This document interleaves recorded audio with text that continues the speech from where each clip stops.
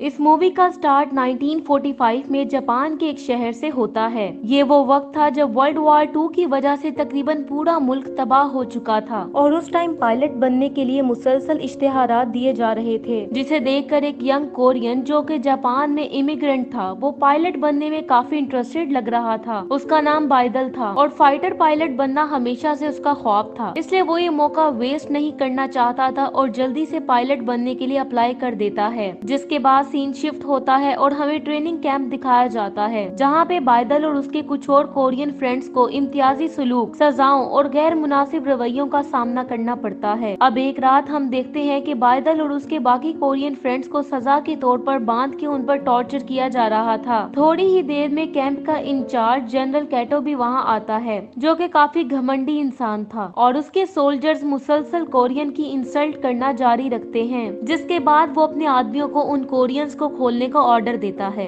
और जब बाइदल और उसके दोस्तों को छोड़ दिया जाता है तो अचानक से उनमें से एक कोरियन जनरल कैटो को ताना देता है। जिसके बाद जनरल कैटो उन दोनों को वेपन्स के बगैर लड़ाई का चैलेंज करता है और अगर वो ये चैलेंज जीत गए तो उन्हें कैंप से जिंदा जाने दिया जाएगा। लेकिन बाइदल वो फाइट हार जाता है क्योंकि उसकी मार्शल आर्ट स्किल्स इतनी अच्छी नहीं थी कि वो कैटो का मुकाबला कर सकता, जो कि एक कराटे मास्टर भी था। लेकिन इससे पहले कि कैटो उसे जान से मारता, अमेरिकन फाइटर्स वहाँ कैंप पे अटैक करना स्टार्ट कर देते हैं, जिसकी वजह से कोरियंस वहाँ से भागने में कामयाब हो जाते हैं, जिससे बाइदल की जिंदगी तो बच जाती है। लेकिन कोरियंस इमिग्रेंट के तौर पे जापान में रहना उसके लिए और ज्यादा मुश्किल हो जाता है और इसीलिए वो सरवाइव करने के लिए मुख्तलिफ जॉब्स करने लगता है। और जब वो मार्केट में एक शॉप पे काम कर रहा होता है तो तभी उसे यकूजा गैंग के लोग नजर आते हैं, जो कि ताजरों को मार रहे होते हैं और उनसे भत्ते की डिमांड करने लगते हैं। अब ये देख के वो चुप नहीं रह सकता था क्योंकि नाइंसाफी उससे बर्दाश्त नहीं होती थी, इसलिए वो अकेला ही यकूजा गैंग के लोगों पर अटैक कर देता है और उनकी फाइट के दौरान ही गैंग का लीडर वहां पहुंच जाता है और अपनी तलवार बाइदल की गर्दन पे रख के उसे कत्ल करने की धमकी देता है। ये देख के बाइदल काफी ज्यादा घबरा जाता है और अब वो लीडर बाइदल को ह्यूमिलिएट करने लगता है, जिस वजह से वहाँ मौजूद सभी लोग उस पे हंसने लगते हैं। थोड़ी ही देर में वहाँ एक मिस्टीरियस आदमी आता है जो कि यकूजा गैंग के लोगों पे अटैक करके उन्हें हरा देता है। वो एक एक करके गैंग मेंबर्स को मारने लगता है, जबकि बाइदल जो कि छुपा हुआ था दूर से ही उसे ऐसा करते देख रहा होता है। अब जब यकूजा गैंग का लीडर ये देखता है कि उसके सभी आदमी मार खा चुके हैं, इसलिए वो वहाँ से चला जाता है। उस मिस्टीरियस आदमी का नाम बियोम था। वो भी एक कोरियन इमिग्रेंट था जो कि जापान में रह रहा था। अब मार्केट में इस फाइट के बाद बियोम उसे सर्कस ले जाता है, जहाँ पे बहुत से कोरियन इमिग्रेंट्स काम करते थे और सरवाइव करने के लिए वहीं इकट्ठे होते थे। बियोम वहाँ का एक रिस्पेक्टेबल आदमी था क्योंकि वो जापान में रहने वाले सभी कोरियंस को अकोमोडेट करने की कोशिश करता था और वो एक मार्शल आर्ट्स एक्सपर्ट भी था। और जब बाइदल को इस बात का पता चलता है तो वो उसे मार्शल आर्ट सीखने की रिक्वेस्ट करने लगता है, लेकिन बियोम उसकी रिक्वेस्ट मानने से इनकार कर देता है क्योंकि उसने मार्शल आर्ट्स की प्रैक्टिस ना करने की कसम खाई थी। जिसके बाद बाइदल तेज बारिश में सारी रात बियोम के घर के बाहर बैठा रहता है ताकि वो बियोम को इस बात पे मना सके कि वो उसे मार्शल आर्ट सिखाए। अब जब बियोम उसकी स्ट्रॉन्ग डिटर्मिनेशन देखता है तो उसे मार्शल आर्ट सिखाने के लिए तैयार हो जाता है और वो उसे इसके लिए एक ड्रेस और एक बुक देता है जिसमें सभी मार्शल आर्ट स्टाइल्स के बारे में लिखा गया था। साथ ही वो उसे कहता है कि पावर के बगैर जस्टिस बिल्कुल खोखला होता है, लेकिन इंसाफ के बगैर पावर जुल्म और तशद्दुद को जन्म देती है। वो बाइदल को कहता है कि उसे इन फाइटिंग स्किल्स को अपने आप को प्रोटेक्ट करने के साथ साथ दूसरों को भी प्रोटेक्ट करने के लिए इस्तेमाल करना होंगी। जिसके बाद हमें दिखाया जाता है कि बाइदल अपना गुजर बसर करने के लिए सर्कस में रिक्शा चलाना शुरू कर देता है, जबकि फ्री टाइम में वो बियोम से मार्शल आर्ट्स की ट्रेनिंग लिया करता था। एक दिन बाइदल देखता है कि एक अमेरिकन पुलिस ऑफिसर एक जापानीज औरत के साथ मिसबिहेव कर रहा था। बाइदल का दोस्त जिसका नाम चुनबे था उसे उनसे दूर रहने का मशवरा देता है, जिसके बाद वो अपने घर चला जाता है, लेकिन बाइदल उसकी बात को इग्नोर कर देता है और वहाँ जाके जापानीज गर्ल की हेल्प करता है। इस इंसिडेंट के बाद वो उस एरिया में बहुत ज्यादा फेमस हो जाता है और लोग उसे ब्रेव टाइगर के नाम से जानने लगते हैं क्योंकि उसने जापानीज वुमेन को एक अमेरिकन ऑफिसर से बचाया था। जिसके बाद हम देखते हैं कि वो लड़की और बाइदल एक दूसरे के काफी करीब आ जाते हैं और उस लड़की का नाम योको था। नेक्स्ट सीन में हम देखते हैं कि यकूजा गैंग के लोग सर्किस पहुंच जाते हैं और बियोम को ढूंढना शुरू कर देते हैं ताकि वो मार्केट में होने वाली शर्मिंदगी का बदला ले सकें, जहां उन्हें काफी मार पड़ी थी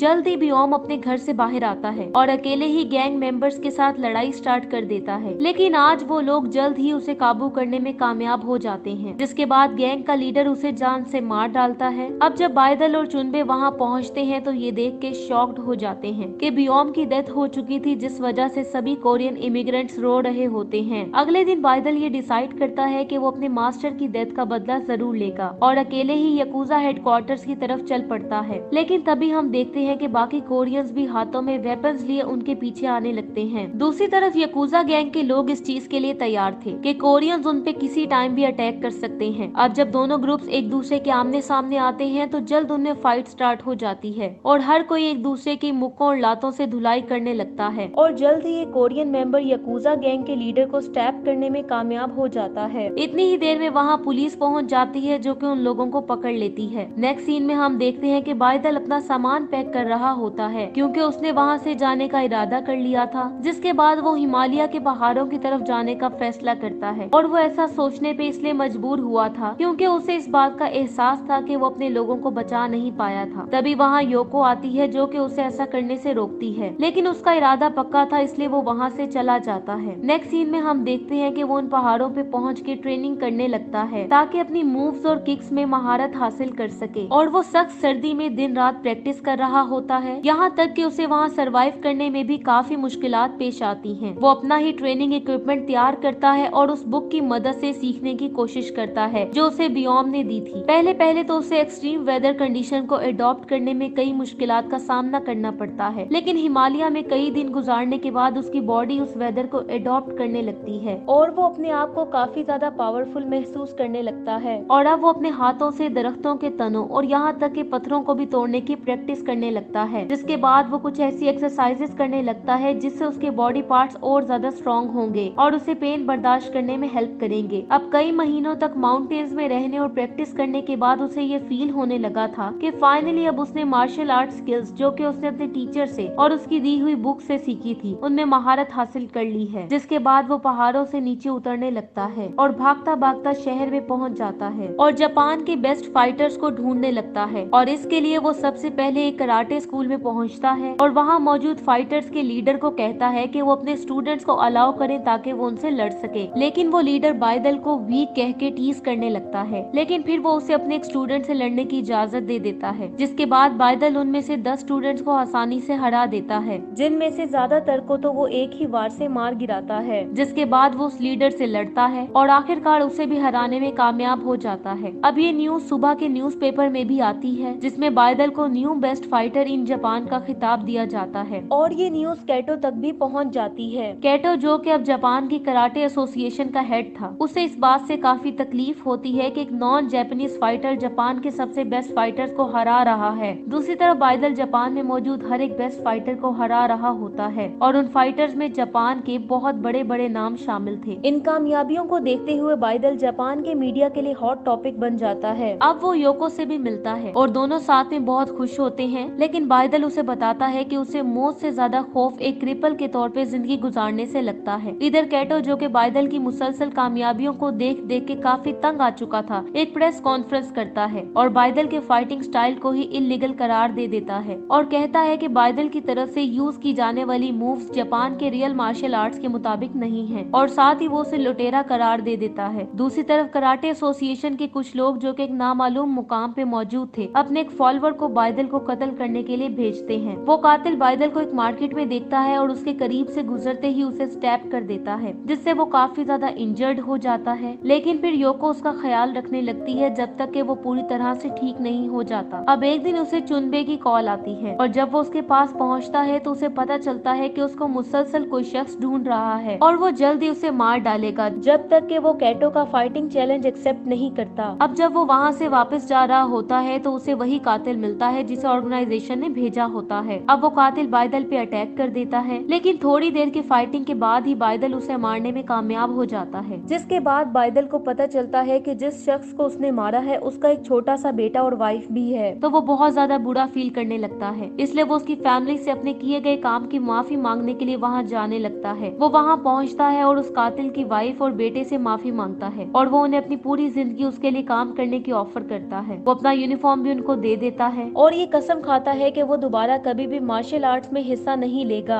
लेकिन उस कातिल की वाइफ उसकी माफी को कबूल नहीं करती, जिसके बाद वो उनके घर के बाहर ही बैठा रहता है ताकि वो उनको अपनी माफी कबूल करने पे राजी कर सके। लेकिन वो एक कंडीशन पे उसे माफ करने पे राजी हो जाती है, और वो ये कि बादल उसके बेटे की ख्वाहिश के मुताबिक उसे पहाड़ों की चोटी पर ले जाता है ताकि वो ऊंचाई से खूबसूरत सीन्स को देख सके। जिसके बाद उस कातिल की बीवी उसे उसका यूनिफॉर्म वापस कर देती है और उसे अच्छाई के लिए लड़ने और जापान का बेस्ट फाइटर बनने के लिए कहती है। अगले सीन में हम बादल को चुनबे के साथ देखते हैं। वो उससे कैटो के चैलेंज के मुतालिक इंफॉर्मेशन लेता है। अब बादल चैलेंज एक्सेप्ट कर लेता है और अपनी पुरानी मार्शल आर्ट्स यूनिफॉर्म पहन के उनके पास जाने लगता है। वो अकेला ही एक ऐसी जगह पहुंचता है जो कि ऑर्गेनाइजेशन ने स्पेशल बैटल के लिए तैयार की होती है, जो कि जापान के दो बेस्ट फाइटर्स के दरमियान होने वाली थी। बादल जब वहां पहुंचता है तो पहले उसको कैटो के साथियों के साथ लड़ना पड़ता है, जिनको वो बड़ी आसानी से हरा देता है, और अब आखिरकार उसे कैटो से फाइट करने का मौका मिल ही जाता है। जल्दी उन दोनों में फाइट स्टार्ट हो जाती है। कैटो को ये लगता था कि उसकी स्किल्स बादल को हराने के लिए काफी हैं, लेकिन वो ये देखकर सरप्राइज हो जाता है जब बादल एक नए स्टाइल के साथ उससे लड़ने लगता है, और कैटो को उससे लड़ने में काफी मुश्किल होने लगती है, जो कि उस पे बहुत ही तेजी से ही अटैक्स कर रहा होता है। वो उस पे बहुत ही पावरफुल किक्स और पंचेस से अटैक करता है, जिससे कैटो नीचे गिर जाता है, और जैसे ही वो उससे दोबारा फाइट के लिए उठता है तो उसे पता चलता है कि उसका टखना तो टूट चुका है, जो कि बादल के खतरनाक अटैक से टूटा था। इसी दौरान जब बादल उस पे दोबारा से अटैक करने लगता है तो कैटो को गिरा हुआ देख के अपने फाइनल अटैक को रोक लेता है, और इस तरह कैटो की जान बच जाती है। ये देख के कैटो अपनी डिफीट एक्सेप्ट कर लेता है और अपने साथियों के साथ मिलकर बादल की फाइटिंग स्टाइल्स को अप्रिशिएट करता है।